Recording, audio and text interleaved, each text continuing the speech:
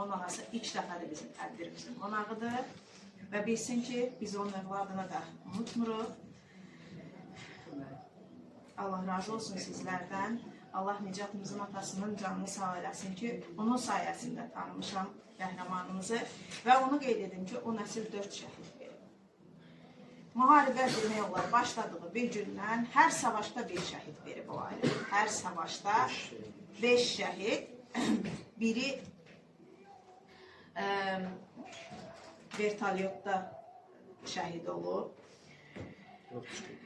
Birinin şəklini tapa bilmədik deyə kitabda yer ayıra bilmədik. 4'ü kitabda yer ayrıldı, düşdü.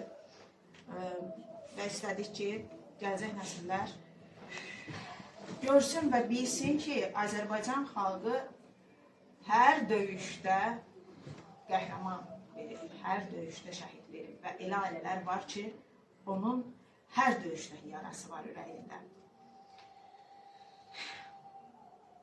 Bu şeirim Nicatımızın atasının dilindən yazılmışdır. O aprel döyüşü, o qanlı savaş aldı əlimizdən bacım oğlunu. Mən öz övladım tək öz balam kimi evimdə saxlayıb böyütdüm onu. Sonra Nicatım da hərbiçi oldu, o da Eldarımın yolunu getdi. O nankör düşmənin mənfur yağının kəsib nəfəsini kökün qurutdu. Oğlum da şəhidlik şərbəti içdi, əbədi cənnətə saldı yolunu. Mənim üçün çox ağır oldu sınağı, heç bitmək bilmədi həyat oyunu. Yenə dik dayanıb qürur duyuram, qəhrəman oğullar böyütmüşəm mən. Gözün aydın olsun, başın sağ olsun.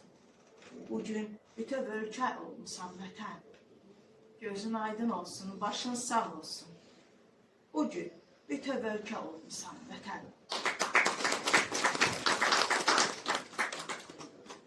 Danışmaq istəyirsiniz? Danışın, geri danışmırsınız ki. Bəlkə sən danışasın. Burada biz çox şəhid tədbirləri keçirmişik. Aygün xanımı da tanımışsınız da, o da şəhidlərə çox kitab. O bir dəfə dedi ki, şəhid anaları, siz danışın ki, biz sizin dilinizdən sizin övladlarınızı tanıyaq. Danışın, niyə danışmırsınız? Siz danışmalısınız. Dünən mən də bir hocanın tədbirində oldum. Doğrudan da bir var eşidəsən, bir dəfə ki, canlı şahidlərin dilindən bir şeylər dinləyəsən, o qədər oturanda eşitdikcə əzab çəkdim ki, qadınların dilindən o kəlmələri eşidəndə. Əlib qulağıma dedim ki, mənim bacım qisasınızı aldı balalar. O da dedi, ancaq 34 ildən sonra indi rahat nəfəs alırıq ki, şükürlər olsun ki, qisasımız alındı. Və bizim bir şəhid balamız var. Doğrudan da seçilmişlərdi. Aygün xanımın dediniz, yadıma seçilmiş kitablar düşdü. Bizim Əbil balamız var. Onun doğum tarihi 26 fevral Xocalı günü. Və o heç bir zaman ad günü keçirdi. Özünü tanıyandan deyib, ayana, mən necə həmin günü sevirim, mən necə həmin günü dedim ki, həmin günü Xocalı günüdür. Və Esmə qızım, bizim balalarımız vətənin gözü, ürəyi olsa da, sən bizim qəhrəmanların səsi və dili oldu.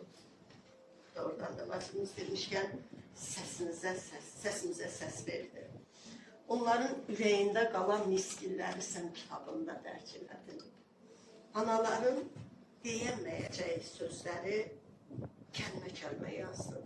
Bəzən kitablarda bir şeir səslənəndə, bir məqalə gedəndə deyir, amma bunu mən ürəyimdən keçirmişəm axı.